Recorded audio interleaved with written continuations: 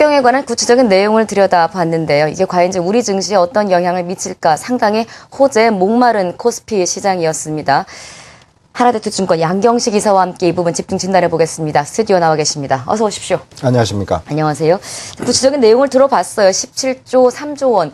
예상 10조 원 이상 이 정도보다는 좀 많은 금액이고요. 또 이 정치권에서 요구하는 금액보다는 조금 적을 수도 있는 금액인데 어쨌거나 역대 두 번째 규모의 큰 추경 예산안이 발표가 됐습니다. 드디어 나왔네요. 미국, 일본 양적 완화 정책 막 쓰고 있는데 우리만 더딘 것 아니냐. 네. 여기에 금리 동결해서 이거 어쩌냐 이래 버렸는데 여기에 대한 그 예산 내용이나 그 결과 지금 어떻게 보십니까? 일단 구체적인 내용이 아직 시장에서 기대하는 것만큼 정도밖에 아직 알려지지 않기 때문에 구체적인 평가는 좀 약간 이르다고 보고 있는데 일단 규모 면에서는 17조 3천억 원 정도면 정부가 굉장히 신경을 많이 쓴 거다 이렇게 판단을 하고 있습니다. 시장이 기대하는 부분은 충족시켰다 이렇게 볼 수가 있겠고요.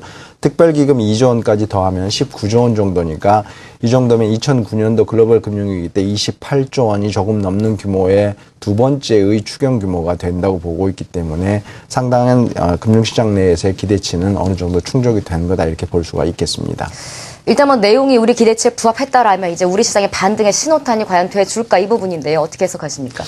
일단 기대감은 있지만 파괴력은 좀 약간 약화될 거라고 저희는 보고 있는 상황입니다. 오늘 주식시장도 어제 미국 증시가 굉장히 안 좋았는데도 불구하고 추경의 효과가 좀 어느 정도 반영이 되고 있다고 보고 있는데요. 네. 이미 예상된 이벤트였다는 점이 좀 약간 아쉽고요. 그다음 두 번째는 한국은행의 금리 인하가 무산되면서 기대감이 좀 약간 줄어들었다고 볼 수도 있겠고요. 글로벌 증시가 조정 분위기에 접어든 점도 다소 좀 아쉬운 효과가 좀 반감될 수밖에 없는 상황이 아닌가 싶습니다. 그런 측면에서 볼 때 강한 반등에 대한 모멘텀이라기보다는 우리나라 주가 지수의 하단을 좀 더 견고하게 할 수 있는 단기적으로는 강화에 도움이 될 것으로 보고 있고요. 실질적인 효과는 하반기의 경제지표 회복과 함께 좀 나타나지 않을까. 그래서 오히려 하반기 시장에 대한 기대치를 높이는데 네. 추경이 사용될 가능성이 높아질 것으로 보입니다. 추경과 함께 우리나라의 경제 성장률 전망치도 지금 상향 조정된 것을 조금 전에 자막에 나갔었는데요. 실제로 추경이 편성이 돼서 집행이 되면 증시에는 긍정적인 영향을 항상 미쳐왔었죠. 그렇습니다. 실질적으로 보면 추경이 굉장히 주식시장에 의미 있는 변수였다고 볼 수가 있겠는데 네. 표를 한번 보시면 과거 1998년 우리나라 IMF 외환위기 때부터 시작해서 대표적인 추경을 저희가 모아봤는데 대체로 그때의 추경이 있었을 때의 코스피 상승률은 굉장히 높았었습니다. 이번에 같은 경우에도 보면 17조 원이 조금 넘는 추경이 발표가 됐는데 2009년도 28조 4천억 원에 비하면 조금 낮습니다만 네. 두 번째로 강한 추경이라고 볼 수가 있겠고요. GDP 성장률을 저희가 보기에는 한 1.2%포인트만큼 높여줄 수 있기 때문에 지금 정부의 전망치가 2.3%라고 보면 하반기 때 3% 이상의 성장을 가능하게 하는 동력이라고 볼 수가 있기 때문에 코스피의 수익률에도 상당 부분 긍정적인 영향을 미칠 것으로 이렇게 예상을 하고 있는 상황입니다. 근데 정부의 경기 부양책의 규모하고 기준금리의 추이를 한번 살펴보시면 기준금리가 내려갈 때, 그다음 부양책이 동시에 합해졌을 때 이때가 가장 코스피의 영향력이 강했었는데 이번의 경우에는 지금 현재 정부는 지금 현재 부양책을 두 번째로 큰 규모를 내놓았지만 한국은행이 기준금리 인하에 동참을 하지 않고 있기 때문에 다소 지난번에 과거에 있어서의 추경의 시기에 비해서 영향력은 조금 더 낮게 보시는 것이 맞지 않을까 싶은 생각을 갖고 있습니다. 기존대로라면 어쨌거나 추경을 편성을 해서 집행을 하면 증시에는 긍정적인 영향을 미치는 건 맞는데 지금의 시장의 불안성은 지금까지는 소재나 IT 금융업종이 상대적으로 이제 강세를 보였다면 IT를 제외한 소재나 금융 쪽은 여전히 불안하거든요. 이번 추경 편성이 증시에는 어느 정도 차별점이 좀 있게 영향을 미칠 거라고 보십니까? 일단 그래프를 한번 보시면 추경이 이후에 경기 부양책이 발표된 이후에 업종별 수익률 추이를 한번 보시면 그 해답을 좀 찾을 수가 있겠는데요. 과거 2003년하고 2009년하고 2013년도에 추경 발표 이후에 연말까지의 주가의 업종별 수익률을 구해해 본 것이라고 볼 수 있는데 가장 주목을 받을 수 있는 섹터를 고르자고 하면 소재하고 그다음에 경기 소비재 쪽, 금융, IT라고 볼 수가 있겠습니다. 그래서 이 네 가지 섹터가 여전히 이번 추경에서도 영향력을 강하게 받을 것으로 예상을 하고 있는데 다만 글로벌 저성장 흐름이라든지 그다음에 진행 중인 글로벌 불확실성, 그다음에 위험 자산으로의 자금 이동이 아직까지 그렇게 강하지 않다는 이런 점들을 감안을 해보게 되면 결국엔 경기 부양책의 영향력들이 업종별로 다소 좀 차별적으로 나타날 가능성이 높다 이렇게 보시면 될 것 같습니다. 그런 측면에서 볼 때는 소재 업종은 다소간의 경기 글로벌 저성장에 대한 불확실성에 여전히 노출돼 있다는 점에서 볼 때 이번의 경우에는 상승에 동참하기보다는 기술적 반등 성격에 나타날 가능성이 더 높게 보고 있고요. 기존에 있던 흐름들을 이어받을 수 있는 쪽은 경기 소비재, IT, 금융에 대해서는 여전히 긍정적인 흐름이 진행될 것으로 예상을 하고 있습니다. 소재와 경기 소비가 좀 나뉘어 있는 부분 외에는 비슷한 흐름을 좀 이어갈 것이라고 보시는데 대내외 불확실성이 너무 커요. 지금 갑자기 보스턴 폭발 사고도 있고 실적 시즌에 우리 금리에 이번에 추경에 이런 것들이 시너지를 내기를 바랬는데 다소 미흡한 부분이 없지 않아 있습니다.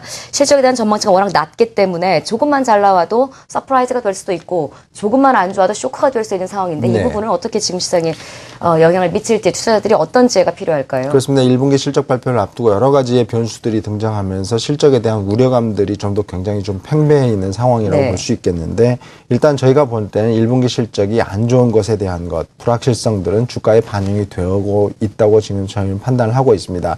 아직 실적이 발표되진 않았지만 이미 실적이 발표된 것과 동일한 효과들이 이미 주가에 반영이 되고 있다고 보고 있는 상황이고요. 그러면 실적 시즌에서 본격적인 실적 시즌에서 보아야 될 것은 무엇일까 생각해 보면 2분기 이후 실적에 대한 방향성에 훨씬 더 관심을 좀 가지실 필요가 있다 이렇게 보고 있습니다. 그러면서 한번 보시면 지금 현재 1분기 기업 실적들의 추이는 계속 하향 조정이 되고 있고요. 삼성전자를 빼면 1분기 실적에 대한 하향 조정의 폭이 굉장히 최근 들어서 가파르게 진행이 되고 있습니다. 거의 분기별로 2, 3조 원 정도가 더 하향 조정이 되고 있는 상황인데 2분기 이후의 추이는 여전히 양호하다고 볼 수 있습니다. 삼성전자를 제외하더라도 실적의 감익이 그렇게 크지 않다는 점 한번 좀 생각해 보실 필요가 있겠고요.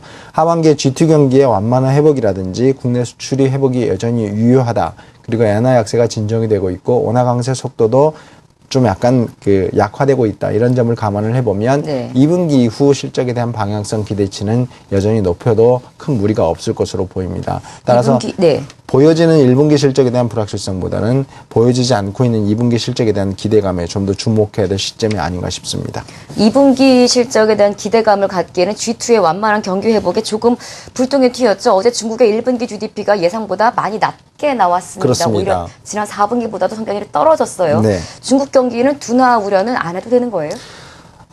저희가 보기엔 일시적인 현상이라고 판단을 하고 있습니다. 아하. 왜 그렇게 보고 있냐면 중국이 시진핑 정부가 출범한 이래로 가장 강조하고 있는 것이 그동안에 투자를 중심의 양적 성장에서 소비 예. 중심의 질적 성장으로의 전환이었고 그 부분에 대한 강조가 1분기 들어서 특별하게 굉장히 많이 강조가 됐는데 그 부분에 대한 부작용들이 이번에 좀 나타난 거라고 보고 있는 상황입니다. 그래서 1분기 때 성장률 7.7%가 하반기에 중국 경제 성장을 대변한다기보다는 오히려 중국 경제가 기존에 있던 양적 성장에서 질적 성장으로 가는 과도기에서의 나타나는 부작용 정도로 생각을 하시는 게 맞을 것 같고요. 하반기에는 저희는 다시 8% 성장이 가능할 것으로 예상을 하고 있는 상황입니다. 그렇게 보면 점진적으로 1분기를 저점으로 해서 2분기 이후에 완만하게 회복한다는 글로벌 경제의 큰 흐름상에서의 흐름은 네. 변화가 없을 것으로 예상을 하고 있습니다. 이 가운데 그나마 우리 시장이 희망이 되는 것이 코스닥 시장입니다. 어제도 네. 상승 흐름으로 강하게 553포인트대에서 마감을 했고 오늘도 이렇게 시장이 불안한 가운데 0.5%대 상승 흐름을 유지하고 있습니다. 중소형주 투자할 때 그래도 좀 경계해야 될 점은 없는지 지금 너무 또 이쪽에 쏠리는 것도 같아서요. 코스닥 전략 끝으로 좀 세워주시겠습니까? 저희가 보기에도 중소형주를 그동안에 봤을 때는 대형주에 대한 대안시장 정도 생각을 해왔는데요. 최근 들어서는 약간의 분위기가 바뀌고 있습니다. 중소형주가 주목할 만한 환경들이 조성이 되고 있다고 보고 있어서 저희는 여전히 중소형주에 대한 관심들이 필요하다고 보고 있는데 물론 종목별로 차별화 현상은 분명하게 더 강화될 것이라고 보고 있기 때문에 해당 변화를 추구하고 있는 변화를 리드해가고 있는 종목군에 좀 집중하실 필요가 있다고 판단을 하고 있는 상황입니다. 제가 보기에는 인구 구조라든지 중국의 소비 확대 관련 중소형주는 여전히 주목이 필요하다고 볼 수 있겠는데 왜 그러냐면 글로벌 저성장 시대에 접어들면서 새로운 성장 동력을 찾는 것이 가장 큰 숙제가 되고 있는 상황입니다. 네. 그런데 기존 대형주 같은 경우에는 앞으로의 불확실성들이 너무 많아서 성장 동력에 대해서 다소간의 좀 물음표를 받고 있는 상황인데 중소형주 같은 경우에 단순히 자가설하기보다는 미래에 대한 성장성의 기대감을 충분하게 지금 현재 받고 있는 상황이라고 볼 수 있습니다. 그런 측면에서 볼 때 저희는 중소형주 중에서도 고령화라든지 1인 소비와 관련되는 종목들은 트렌드라고 보고 있고 그것들이 시장 내에서 앞으로도 계속 주목을 받을 거라고 보고 있기 때문에 그와 관련된 종목들에 대해서 여전히 주목을 하실 필요가 있다고 보고 있고요. 중국의 소비 확대와 관련해서도 여전히 저희가 보기에는 우리나라로 인바운드로 들어와서 하는 소비 확대가 굉장히 주목을 받을 것으로 보고 있기 때문에 카지노라든지 여행, 호텔, 그다음에 패션, 화장품 이런 업종들은 앞으로도 계속해서 시장 내에서 주목을 받을 수 있을 것으로 예상을 하고 있습니다. 네. 자, 우리 추경 예산과 함께 시장에 미치는 영향, 그리고 코스닥 시장에 관한 내용까지 함께 살펴봤습니다. 하나대투증권 양경식 이사 함께했습니다. 고맙습니다.